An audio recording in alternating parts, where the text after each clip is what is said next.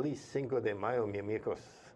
Stan Osserman, aka Stan, the Energy Man here on ThinkTech Hawaii, welcoming you to another great program talking energy. May is a special month for me personally. Next week I celebrate 37 years of marriage, plus Mother's Day on the same day, no less. And later in the month is my wife's birthday as well. So just think of the number of opportunities I have to end up in the doghouse. But Cinco de Mayo holds a special place in my energy storage compartment, as it was on this day in 2005, yep, 5505, that about 5:30 in the morning, I nearly drowned at Diamond Head. Due to my ill-conceived sense of indestructibility, I've had my life flash before my eyes many times, but being held underwater for over a minute gives you a long time to watch the lifetime rewind go by. And maybe that's why I try to make the most out of every minute that I have while Stan Energy Man still has energy pulsing through my being. So even though I don't have all the energy I did 30 years ago, I plan to be an energy evangelist for as long as I possibly can. So welcome, and let's celebrate Cinco de Mayo and energy and life itself, because life is a gift. And if you don't think so, consider the alternative. Arguably one of the most successful programs here in Hawaii when it comes to energy entrepreneurs has been the Energy Accelerator. But like all endeavors, change is inevitable, and the Energy Accelerator is transforming. And here today to tell us about what's new and what to expect is Shawn Moorhead. He's the partnership coordinator for the new Elemental Accelerator. So Shawn, welcome to the show. Thanks for being here. Thanks, Stan, and aloha to everyone out there, and mahalo for having us on the show today. Yeah, I'm glad you could be part of it. Our pleasure. Hey, tell us a little bit about your background, where you grew up, and what kind of things got you to Hawaii and getting into what you're doing right now. Absolutely. So I'm originally from New Jersey, just outside Atlantic City, in a small town called Hamilton. I've always been a surfer growing up there, and it's a much different experience with a 6mm wetsuit and sometimes blizzard conditions, but still just as fun. Went to college in South Jersey at Stockton University, studied economics, and from there made my way to Washington, D.C. for an internship. A few years later, I found myself in a leadership position at the Foundation on Economic Trends, where we did a lot of academic writing on renewable energy infrastructure and did a lot of master planning in cities and regions in Europe, mostly northern France, Luxembourg, and Belgium, and places like that.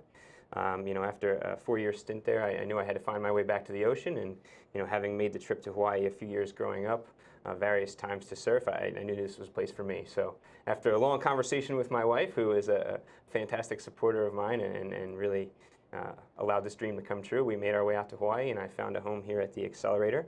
I joined the team just about a year and a half ago on the operations side.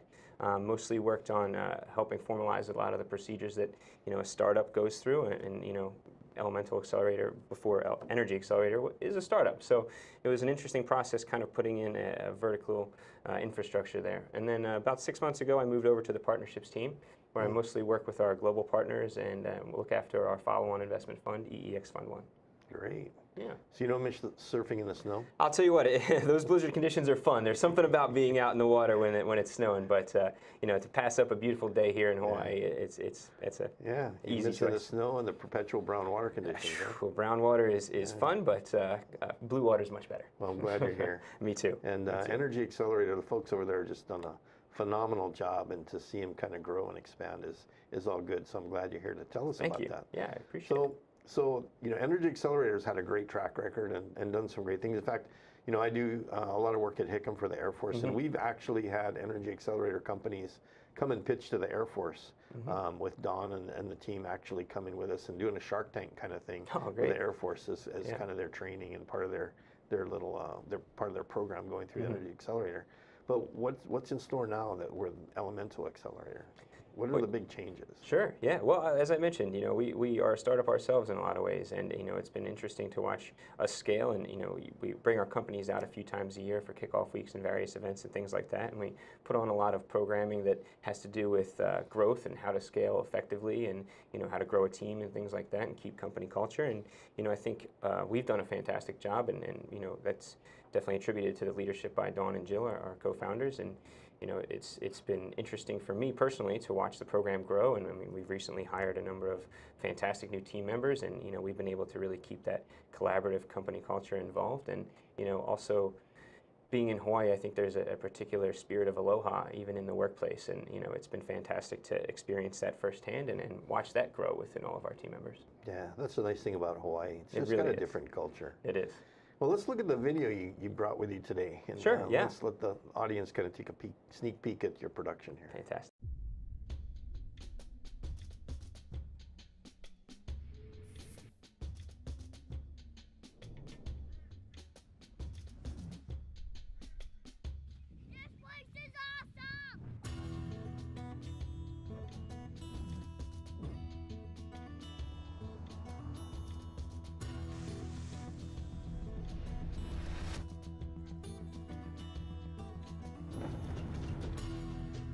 So what do you think?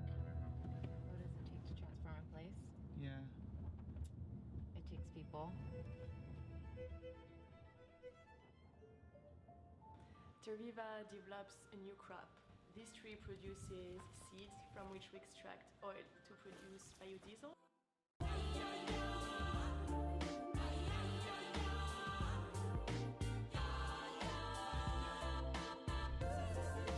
I work for Pono Home.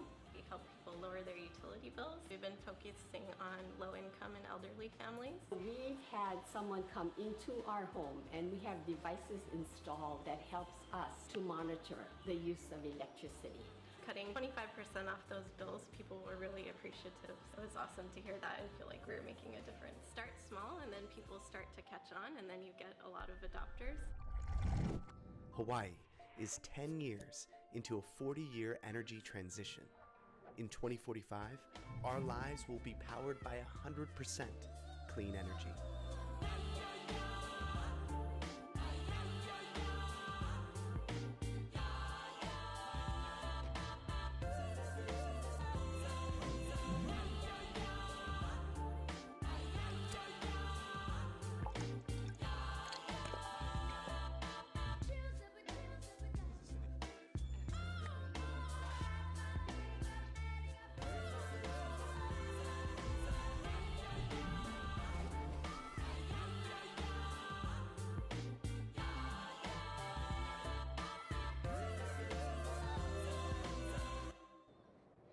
That's a great video. It is. Yeah, I'm glad to see we're still doing energy in there too. Absolutely. So is there still a pretty good focus on energy in terms of the new technology that the Elemental Accelerator is looking at for their companies, or are you expanding your base, or? Sure, sure. Okay. You know, I think we really take a systems approach to energy. You know, you can't transform energy without thinking about things like transportation, Right. Agriculture, Exactly. water, and, you know, grid modernization, transmission, and things like that. So, you know, at Elemental Accelerator, our focus has always been finding companies in the sectors that I just mentioned, but it really has to do with approaching this transformation from a systems thought process and incorporating all of the different sectors that will really make the transformation to a more renewable energy-based economy possible. That's critical, because, you know, as we've approached things on Hickam in our microgrids and stuff, we find that when you start to solve one problem, you can either create a problem somewhere else or actually solve two more problems if you just shift your direction a little bit, and it becomes more of a sustainability issue, where instead of cutting yourself short and saying, well, we can let that heat go, you take, no, we're going to take that heat, we're going to do something else with it too, and grow the model, grow the pie, as it were. And so you're not just solving a problem, you're actually branching out and maybe solving 5 or 6 problems, and creating the sustainable model that you need to keep on going. I mean, businesses are supposed to go on into perpetuity. They're supposed to keep on going. Absolutely. But a lot of them have to stop because they outgrow themselves, or Right. their technologies become obsolete. And the sustainability piece is important. Is that a big part of your analysis when you're looking at these companies? Absolutely. You know, I think nature did it best in terms of a circular economy and really recycling and using all resources and wasting nothing. And, you know, in terms of a personal mindset, I know our team is very sustainability oriented, you know, outside and inside the office. So the companies that we work with also share that sentiment, and a lot of times the companies that we end up choosing have a culture that's focused around sustainability in addition to their solution, which probably or in some way or another is related to providing a sustainability solution to the energy market or ag or water along those lines. Well, you're working with these companies. I mean, you go through a selection process to figure which ones are going to fit and which ones you can put in your system. You're the economics guy, so is there an economics piece to that that's critical to you? I mean, what are you looking for when you look at these companies from an economic perspective? Sure. I think you have to look at it from the standpoint of does this company have the ability to scale and grow? Not only that, you have to look at their solution as well. Does their solution, is it economically viable? Is there anyone out there who wants this solution, whether it be a utility or a business-to-business solution or a business-to-customer solution? But also, I think it's important to mention that we select companies based on a collaborative approach. We don't select two companies that would be competing in the same sector. Obviously, after years of scaling and growth, companies do end up in the same market. But I think based on that Ohana mentality that we really do have, and the fact that companies they're a part of our program, they're a part of our program forever. So it's not just a 3-month engagement and they move on. And we really do a great job of building that ecosystem and that community. So companies that do end up in a competitive space normally collaborate and actually share the value of the market. So I think that approach has really helped us build a community, but also helped our entrepreneurs generate that peer-to-peer learnings mentality that's really been beneficial to the whole ecosystem. And some of your companies are local. Absolutely. Do you focus on local companies, or I know that some of them are from the mainland as well, and are you going to even go international in the future? Sure. Well, I'd say the main source of our funding is from the Office of Naval Research, which provides us with the mandate to deploy steel-on-the-ground projects in the Asia-Pacific region and here in Hawaii. We currently have 28 projects underway in the Asia-Pacific region. So for us, it is important to include local companies. I mean, the grassroots movement here in Hawaii is core to our mission.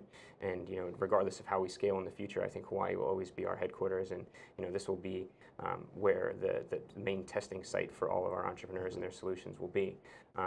But it's really important for us to keep those roots and also bring as much innovation into the local community as we can, especially given our goal of getting to 100% renewable energy by 2045. It's a more prescient event than ever. Well, I know you can't talk in detail about, especially some of your pending companies that you're looking at, but are you guys looking a lot more at the transportation sector now? Because, I mean, it looks like we've at least put a stake in the ground on the grid by 2045, but this legislative session, there was a big push by Blue Planet to really pull the transportation sector into that same fast track and get us going to electric transportation or renewable energy. Are you looking at the transportation sector, and are you looking for companies that are kind of focused in that area specifically? Is that one of your goals? Certainly. I think one of the main reasons that so much fossil fuel is being used here in Hawaii is because of the transportation sector, in addition to military and others in that space. But it's certainly EV charging, electric vehicles more broadly, more efficient use of the current transportations that we do have. I mean, one of our companies, Swiftly, is working on making our bus system more efficient here and providing better service to customers, but also in reducing the amount of waste that's taking place in the transportation system. So it's critical, transportation, in terms of making this full transition. Great. While you were talking, I had a flashback. One of my guests about 3 weeks ago was a gentleman that had a fast charging system. Is that right? And as I got to know him a little bit better off camera, and you talking, I'm going, I need to introduce it to you guys. Oh, great, fantastic. He needs to jump into your program, because I think he actually has a good idea. It needs to be tweaked a little bit for Hawaii. He, and this, a lot of companies come from the mainland.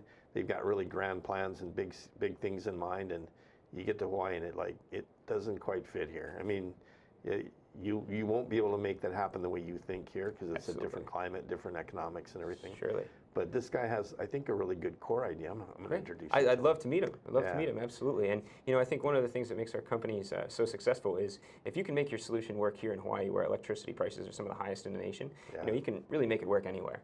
And not just that, we have really a ton of support from the local stakeholders, from HEI to the land ownership here, to the legislature, to the Public Utility Commission. I mean, we've really built a wonderful ecosystem, and people here have been truly receptive to working with us and working with our companies. And that's been really essential to our growth. Well, Shawn, we're going to take a quick break here and come back in about 45, 60 seconds, somewhere in there. I just work in averages. And we'll talk a little bit more about the Elemental Accelerator and what's coming up in the future.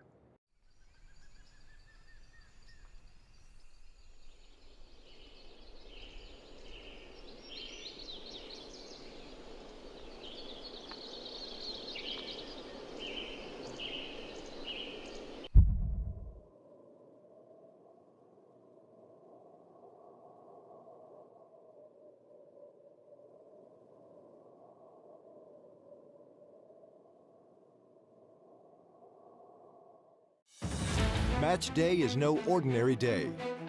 The pitch, hallowed ground for players and supporters alike. Excitement builds. Game plans are made with responsibility in mind. Celebrations are underway.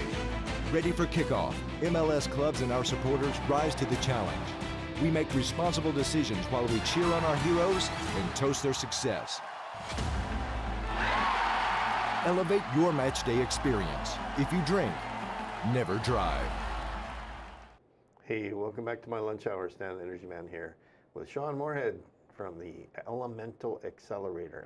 It's gonna take me years to get that straight. Well, we kept the abbreviation the same as EEX to make it a little bit easier for everybody. I appreciate it.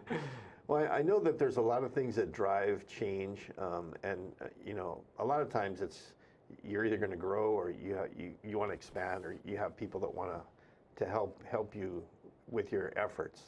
You know, so is any of that driving some of this change? You have folks you want to help you expand. Is that part of this whole formula? Certainly. You know, we have a global advisory board that's really been incredibly supportive, not just for our companies, but also in, you know, helping us assess larger trends in the market and, you know, where to focus our efforts in terms of recruitment.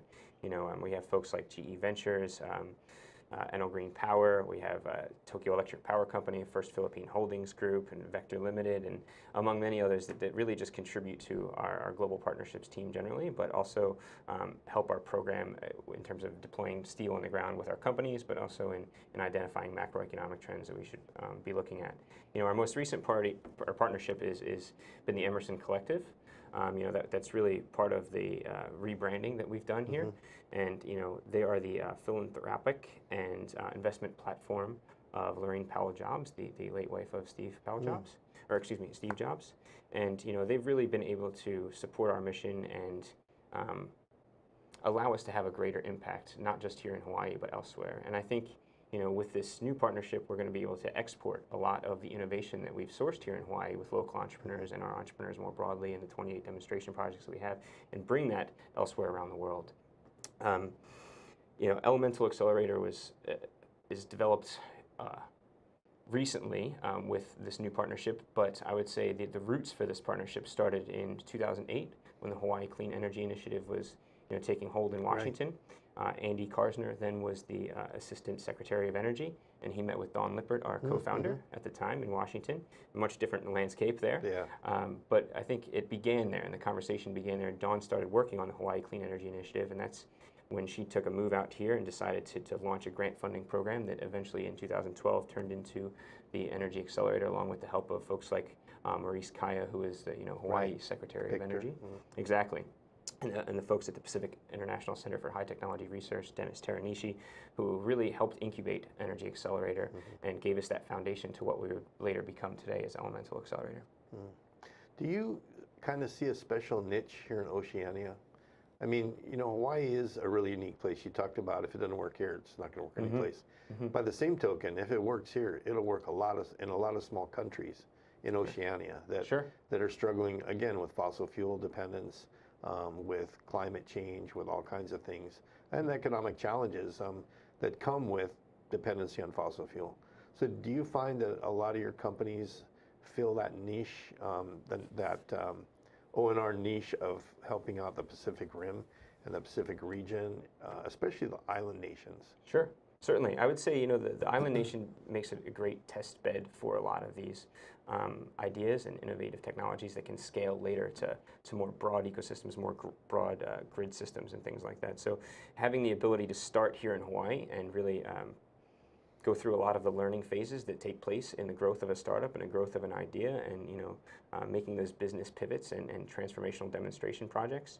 You know, I think island nations in general are a great place to start with that. But, you know, the landscape here in Hawaii, because of all of the support we've received from the community, has been particularly valuable. I mean, the fact that we can convene all the necessary parties in an afternoon because we're right across the street in a lot of cases has been tremendously valuable and helpful for us, and, you know, essential and critical to the growth of us as an organization and our companies. Well, do you work at all with Pacific Command, or mostly with O&R? We do. The Pacific Command is essentially a broader umbrella, and O&R falls underneath that through the Department of Defense. So we do have a number of companies deploying projects with military installations, whether it's Go Electric with their Camp Smith project or others across the island. Great. Yeah.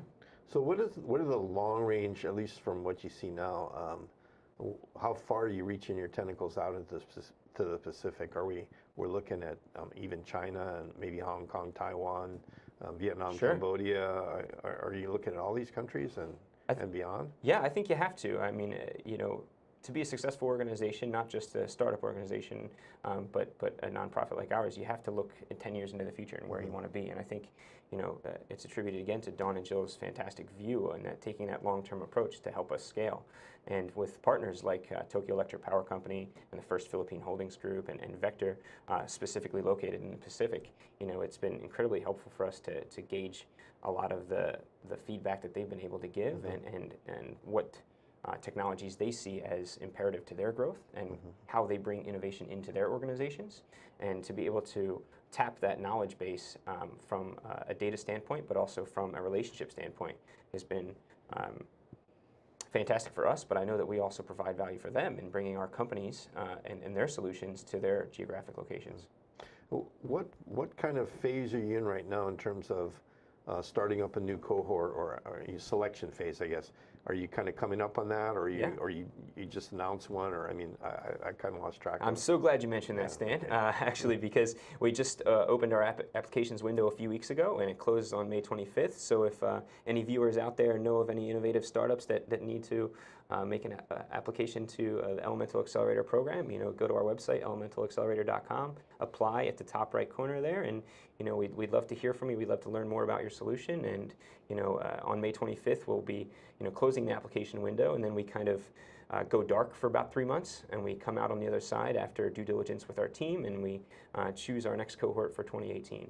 And I think one of the secret sauces of Elemental Accelerator is really our due diligence process.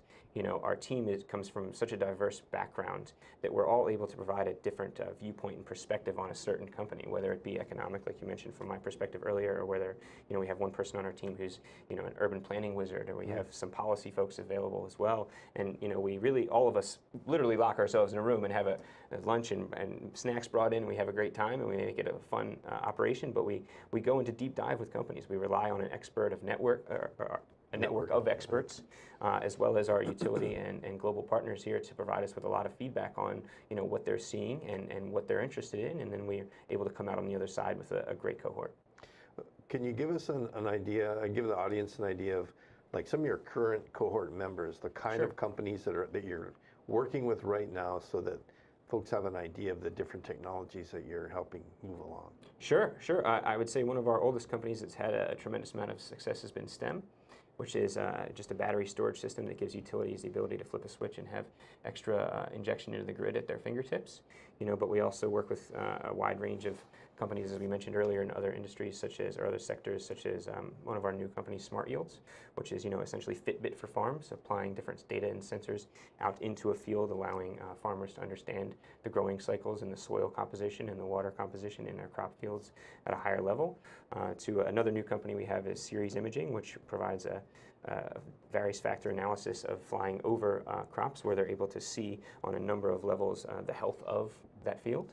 And then in the transportation sector, we have FreeWire, which is a mobile EV charging, but now they've made a sort of a pivot into general battery and electricity production. So, for instance, on site, there was a climate march recently, and they provided the electricity for all the speaking that take place there. And then baseline, we have companies like Go Electric. We have other companies in our portfolio that really focus more on grid. We have companies that focus more on providing needs to utilities and assistance to utilities in their outreach efforts. We have organizations that do energy efficiency in the home and are more focused on helping consumers. It's a really broad-ranging approach. In addition, we have companies like WaterSmart and Go Meter that really are focused on conservation of water and more efficient use and transport of water. So I think it really it depends on the needs of the market, the needs of our global partners, and also the solutions that are available to us during the applications window.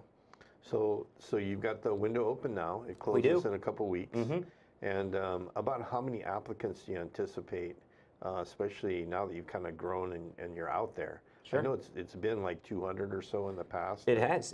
But with the steady growth of our organization and the outreach that we've been doing and the events and the team growth that we've been able to attend, we're seeing the applications number increase.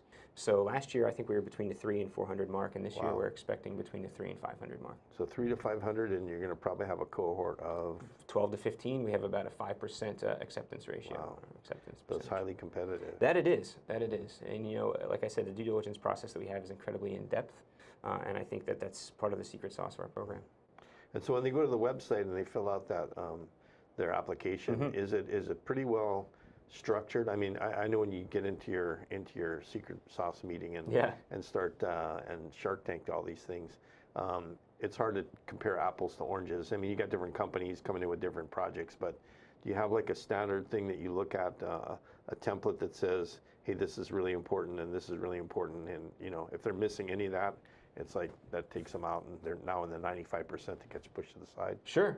So we ask very specific questions on their business model, generally, the traction that they've currently had, whether they've engaged with any partners of ours or any large corporations generally to deploy projects or demonstration projects, or if they have other projects out there, what kind of data has been produced from there. Will their model scale here in Hawaii? Is there an application in the Asia Pacific region? But you know, general questions about their team are important as well. I think, you know, part of the evaluation process for us is, you know, do we really want to engage with these people? Are they going to be valuable members of our community? Are they going to give back to our community and our ecosystem? You know, are there women in leadership positions? Is there diversity in their team? You know, these are important factors that we found really lead to the success of a startup company.